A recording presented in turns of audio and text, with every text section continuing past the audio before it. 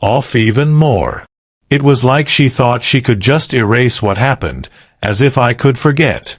But I couldn't. I couldn't forget what I saw, the way she looked me in the eyes and dismissed it all as a mistake. It made me feel like I was the one who was crazy, questioning my own instincts. I don't know what I expected when I came home that morning. Maybe an apology. Maybe some explanation. Something that showed she was even remotely aware of the damage she'd done. But no. She just went about her day, like we hadn't just hit the most catastrophic moment in our lives. The silence between us was suffocating. It was so much louder than any argument could have been. I wanted to scream, to demand answers, but I couldn't. Part of me was still processing, still trying to find my footing in the rubble of what used to be our life. The other part of me was already questioning everything. The house, the vacations, the career talks, was it all a lie? Eventually, I found the strength to say something, though it felt like it came from a place of total numbness. "You can't pretend nothing happened," I said quietly, trying to keep the anger in check. She paused for a moment, looking at me with that same look she had on the night of the dinner, like she was seeing me for the first time. But then, she just shrugged, and it cut deeper than anything she could have said. "I don't know what you want me to say. It's done. Done." Those words stung more than any betrayal. "So that's it? We're done?" I asked, needing to hear it, needing the finality of it to settle in my chest. She didn't even blink. "If you want to be done, then yeah, it's done." And with that, the door to the future we had built slammed shut. I held it together. Barely. I wasn't ready to explode, yet. I had a plan. I needed answers. So, for the first time, I did something I never thought I'd have to do. I started looking through her things. Not because I didn't trust her, but because I needed the truth. I needed something, anything, to make sense of this mess. It didn't take long. Her phone sat on the counter, unlocked, waiting.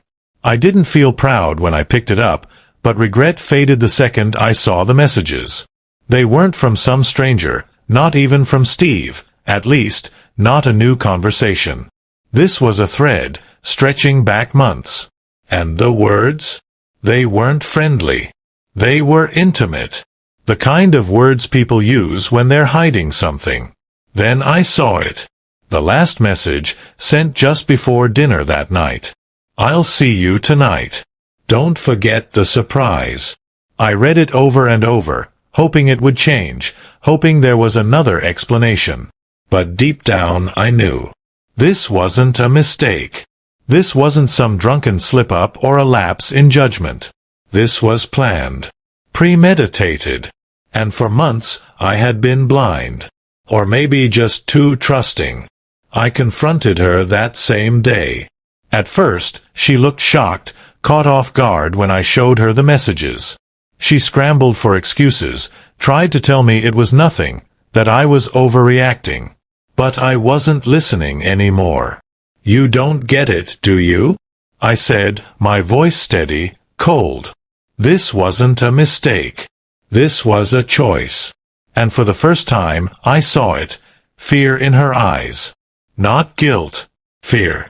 She wasn't afraid of hurting me. She was afraid of the truth coming out. Of what it meant for her. Then, like a switch flipping, she got defensive. "You're being irrational. This isn't what you think it is." I almost laughed. "I'm not irrational, Emily. I'm just not an idiot." The silence between us was thick with everything we weren't saying. That's when it hit me. I wasn't just angry with her. I was angry with myself for not seeing the signs. For ignoring my gut. For believing in someone who had no problem lying to my face. The betrayal stung, but I wasn't going to sit around and wallow in it. I wasn't going to cry, beg, or let them get away with it. No, I had a different plan. A plan that would make sure both of them felt the weight of what they had done. I reached out to Steve's wife. I'd heard about her in passing.